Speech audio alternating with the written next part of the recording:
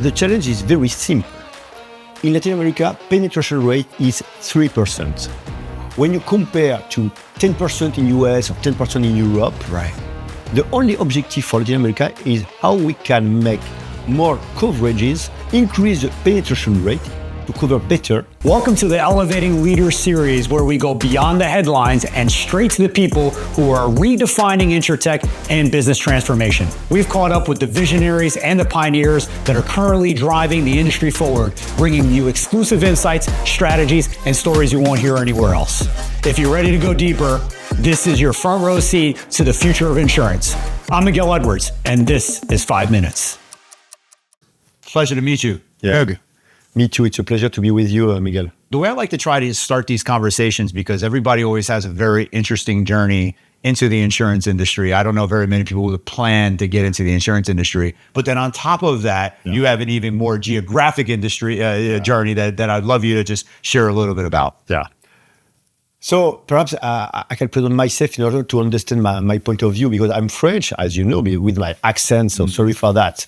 I'm French from Paris, but I live in South America for the last 20 years. I lived 15 years in Argentina, 8 years right now in Chile. Okay. And in my case, I have a very good overview of what is happening in Latin America, from Mexico until Argentina, through Brazil. So I think for this audience, for your audience, for this interview, I think it's very interesting to understand a little bit what is happening in Latin America outside of US. And you're with ITC Latam, Yeah. right? And so one of the things that has been really interesting for me to learn about, and I've been coming to ITC now for the better part of a decade, nine of these events, that I saw on the map all of the different representations of ITC Latam and then ITC Japan and London and Asia. Yeah. It's fantastic. But what's also too interesting is that I was the former CIO of Pan American Life Insurance, and we have a very, very active, beautiful, and vibrant insurance market in many Latin American countries. Yeah. And so here's an opportunity, I thought, for you to share with this audience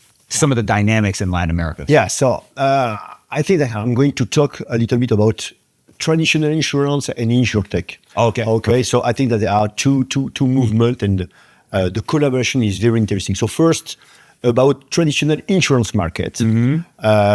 Every country is very different. Okay, and until now, what is the challenge? The challenge is very simple. In Latin America, penetration rate is 3%. When you compare to 10% in US or 10% in Europe, Right. the only objective for Latin America is how we can make more coverages, increase the penetration rate in order to cover better middle class and low class markets. Sure. First. Yep. And the second one is SME market. So because, as you know, SME is very informal in every country, in Mexico, in Bolivia, in Colombia. So for traditional markets, the challenges is here, but until now, it's very traditional. So every people is compete in every market for the same kind of insurance products, classical car insurance product, classical life insurance product. So only for your audience from US principally, do you imagine that in Latin America, car insurance is not mandatory? It's crazy. So, for example, in Chile, the level of penetration is 30%. Wow. So when you have an accident in the street, perhaps you are not covered by the other one. So it's amazing. Or other things, for example, in this building, perhaps your neighbors has no home insurance in the case of fire. So the topic is so huge and the opportunity is so huge in Latin America that, from my perspective, that is the first element I want to share with you. The second one is about insurtech. We organize every 6 months an update of our reports about insurtech ecosystem in Latin America. Right now, we have 498 insurtech in Latin America. So the movement of insurtech, of entrepreneur, is very, very, very powerful. And we observe a good mix and collaboration in Latin America between traditional carriers, traditional brokers, and insurtech. When I observe a little bit US market or European market, I observe a little bit more competition between insurtech and insurance. Latin America is highly collaborative. Okay. I love that because I think that the challenge is how we can hold together, make bigger the pie, the pie of insurance in order to increase from 3 to 4% of insurance market. That's fascinating. I've got a question for you that it's very, very curious. You know, U.S. companies are usually very good at identifying opportunities in global markets, especially where there's, you know, they're underserved markets. And so with such low penetration, what keeps U.S. carriers from wanting to go after Latin American markets and drive penetration or drive capacity, I should at least say? My opinion is European market is quite close to U.S. market. From a regulatory perspective. From regulatory, but the people. Okay, gotcha. It's quite the same. Yeah. So as you know, when you travel to Latin America, people, underserved people, middle class, level of education is very different from US perspective. For example, Latin America is very close to Asian market. But in the mindset of European or US, it's easier to go to a global market, Asia, Europe. And you must imagine that Latin America is only 5% of the global market. So you are never in the list of the priority. For example, I have a lot of contact in MetLife, in Chubb, in huge multinational. Yeah. For them, Latin America is not a priority. Yeah, makes sense. Never. Right. And when they go to Latin America, for them it's very difficult to understand local activity, regulatory aspect. So everything is very different because Europe and US are talking all together. So it's quite easier, to understand the market. Interesting. Fantastic. So what do you think is really, kind of what will drive that change, that will drive penetration? Is it consumer behavior? Is it capacity? Is it the technology? All of the above? Like what is going to be the catalyst to really drive additional insurance penetration? In my perspective, until now, for the huge financial group in Latin America, it's quite easy to make a lot of money with a small part of the pie, of the pie insurance, of the market, So it's quite easy. For example, there are a lot of huge financial structure in Mexico, in Colombia, in Chile, with very high level of revenue. For example, the last report of McKinsey say, in Latin America, it's the best market about profitability. So there is a small market share, a small part of the people covered, very high profitability, I'm okay with that. Right. But right now, I think that there is a move because large insurance company and large financial institution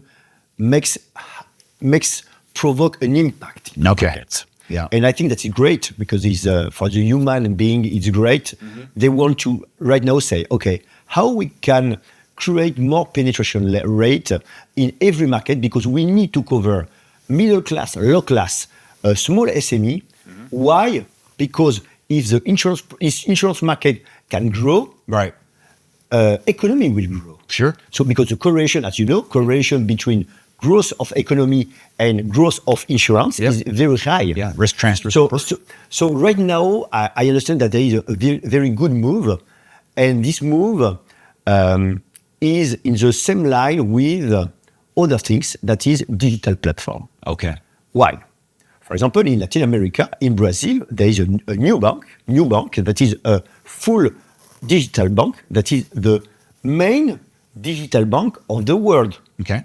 100 million clients. Wow. 100 only in Brazil. So, for example, new bank sell insurance product, life insurance product, 4 million people, 4 million clients. But for them, it's only 4% of penetration rate. Yeah. So it's very low for them.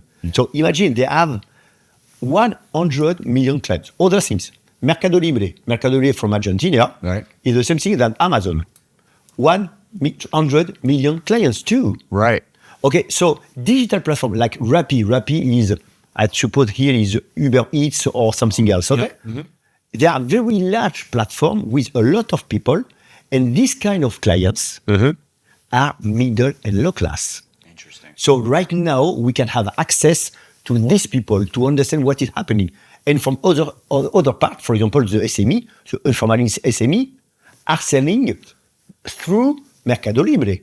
So Mercado Libre can have access to underserved SME. Okay, so the big movement that we observe in Latin America, that right now market want to have a good impact in the society, great, and distribution is changing. Yeah, and it will be digital. Yeah, digital. So no opportunity for agent distribution, you don't think, or limited? Your question is great, but in my opinion, is two things different. Okay. First, middle class, low class, underserved market. I suppose that digital platform can have access to these people with low level of cost, so they can have access very quickly. First, but it's more for simple product, low level of premium. That's a market. Okay. The other one is high level of premium. For example, ABC1 to top of the pyramid, or a complex product. For example, like commercial savings or something else. In that case, agent makes sense. Yes. But agent with technology for sure. Got it. And in ITC, we observe two trends. Embedded insurance for the first part. Yep. The other one is technology in order to transform traditional intermediation. Got it. If you think about that digital distribution, where an agent is not necessarily, because it's a lower premium product. How do you educate the customer on the need and drive demand for them to even want to engage? Because for your Uber Eats, for Amazon, there's a need, there's a demand, right? That makes sense. Yeah, you're right. But now it's like, oh, you also need insurance. Oh yeah, why? Yeah, I think that's the challenge. The challenge is education. Yeah, financial education. Yes, and I think that is the hot topic in Latin America. How we can educate the people. From the school, and I think that we, in our sector, we must create a kind of education, perhaps to make more simple the products. Yeah, I think that we must renew the value proposal of the product. So I think that the challenges are to rethinking insurance, because until now, insurance in Latin America was a copycat from US, from Europe, and it doesn't fit. But right now, we must to think about local consumers. Makes sense. I love that. What an education I'm getting here, man. I love this. Yeah. So take me now to the mission now that you have and ITC LATAM has. Yeah. What is the total mission that you guys have embarked upon to change the market? And what does that look like? What are the things that you're doing? Okay, so in my case, I've done some part of my job as advisory, training, and a VC fund. That my business model.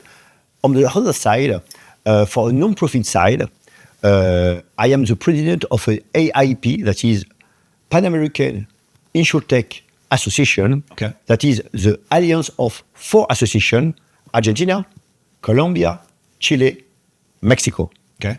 In order to understand, is about $75 billion of market. Okay. 250 million of inhabitants. Okay. 65% of InsurTech. So with this association, we have right now 250 members that pay for that. Okay. And in these 250 members, 45 are carriers. So we are organizing a very large alliance, in order to make the same purpose, that is how we can grow from 3% to 4% of penetration rate in order to rethinking insurance between traditional carriers, traditional broker, and InsurTech. So that we are moving a very good movement, and that is very exciting. What are the hurdles that you're encountering? No say, I don't know. Okay. Not clue. Yeah.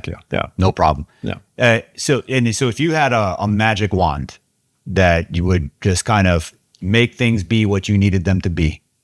So a dream for the future. Yeah. My dream is simple, very simple with that, is how we can rethinking the insurance market in order to increase from 3% to 4% right. for at 2030. So if I can organize with my team a very good movement in Latin America in order to co-create with the regulator, with the traditional sector, with the InsurTech, a new way of insurance, I will be very happy on that. Because the idea is how you can make the same thing but different. It sounds like you're trying to build a market. Yeah, I think that we must think, yes, we must to, and you know that is very interesting. In the case of Latin America, regulators, because I've got a relationship with regulators, like that, because they want to create a room, a space for every actor to try to think about regulation, right, in order to make better the insurance products. Mm-hmm. So my point is, there is a full interest for everybody to make the same thing.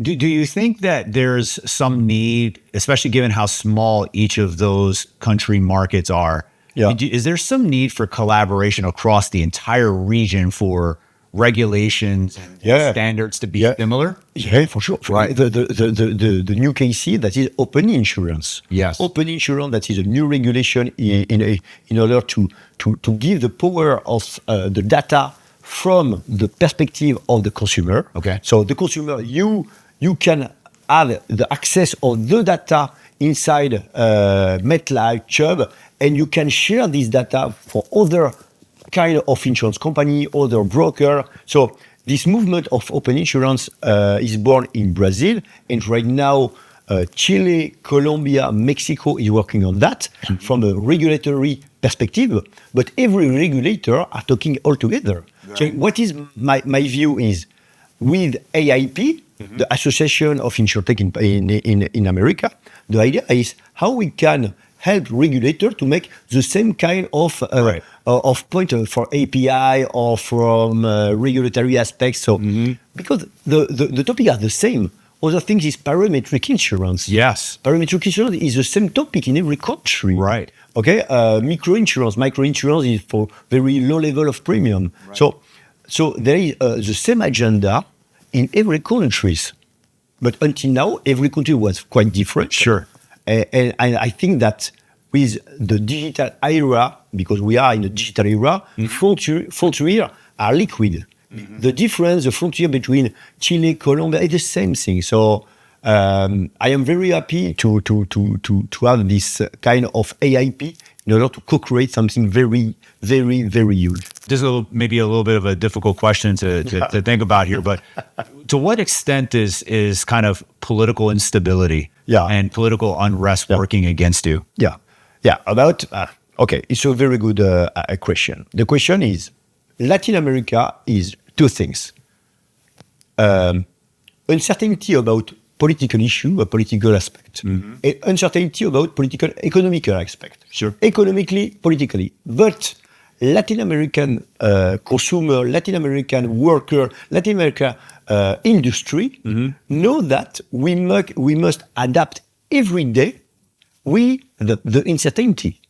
So the risk is inside Latin America, and the capacity of adaptability in every market is so strong, so powerful. So when I for example, we in the case of startup, we talk a little bit about pivot. Pivot is, I have a business model, I will change in other business model. But for Latin American market, pivot is every day. Because they pivoted in order to, because everything changes every day. Yeah. That's fascinating. You want to go get your MBA in flexibility, you go to Latin America. No, but for example, I remember in Europe or in US, when you have a new lay that is very long to organize a lay, an application and something, in Latin America, everything is very quick. Right. So the movement are very quick, and in that case, it's a pollution. Yeah. A lot of opportunity. I love it.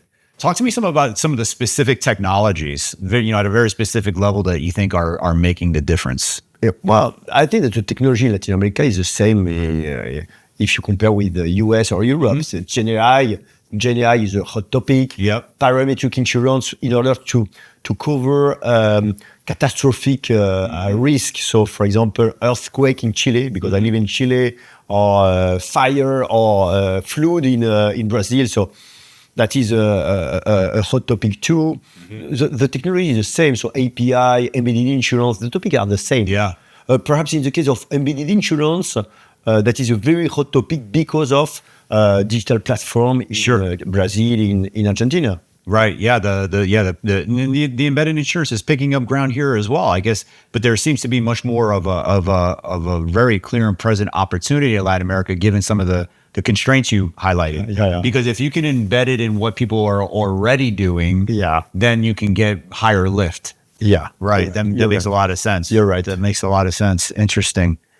Gosh, man, I have so many questions about this market because I'm just learning so much right now. Every market is very different. No, but I can share with you that every market is very different. Right. But the challenge is the same. The challenges are the same. That's my point. Yep, indeed. So what's been your experience here since you came to ITC Vegas, and did you accomplish what you set out to accomplish by being here? Yeah. But in the case of ITC Vegas, I think that is the fourth time I've been here. I am in the advisory board of ITC Vegas. So in my case, it's very simple to have a lot of contacts here. So I am very welcome here because people is very kind with me. So thank you so much for US people, for the organization. And I think that this event is the best event in US or perhaps in the world in order to make a very large industry.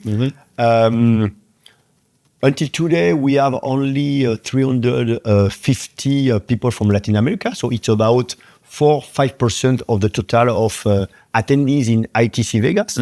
And I hope that in the future, ITC Vegas could have more European and Asiatic guys. Yeah. I think could be better in order to understand that the trends perhaps are a little bit different. Yep. But definitely ITC Vegas is the place to be. I love it. I'm going to put it on my calendar. ITC Latin. Quick question for you though. What are you able to leverage from here? So what can you use from ITC Vegas or from the US market? What are you taking back to ITC Latin? Yeah, for sure.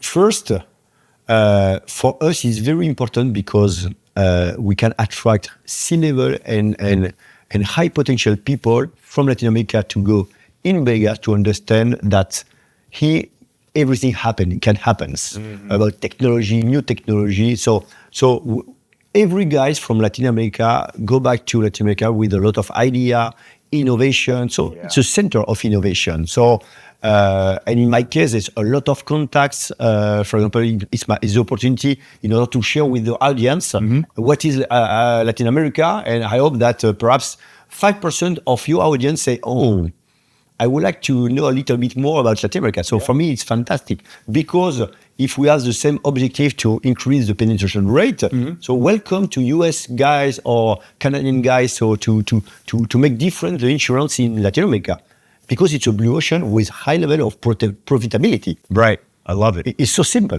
I love it. So in my case, so I go back to Chile tomorrow, but very happy because of the contact and what we can organize. And for everybody in Latin America, we are waiting for this moment to announce some things, some breaking news. So great. Fantastic. Well, I tell you, I'm gonna put ITC Latam on my calendar. Yeah. And I want to come because I think that there's a great opportunity, for me to exercise my Spanish a little bit more.